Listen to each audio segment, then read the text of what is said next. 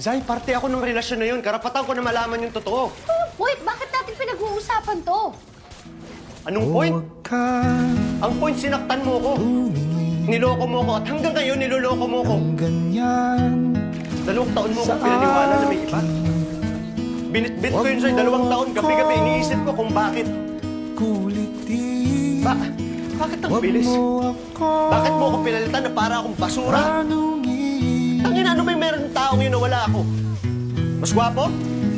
Mas mayaman? Mas magaling? Tangina, mas masarap pa sa akin yun? Katulad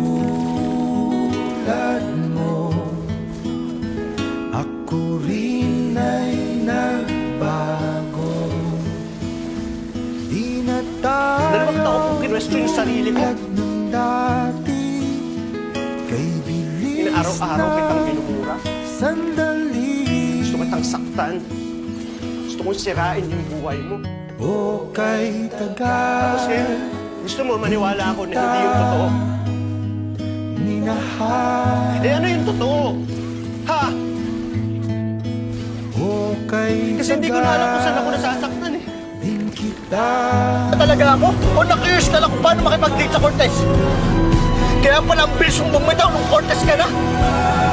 Pasensya ka na! Wala akong kotse ng mga panahon tayo! Mama!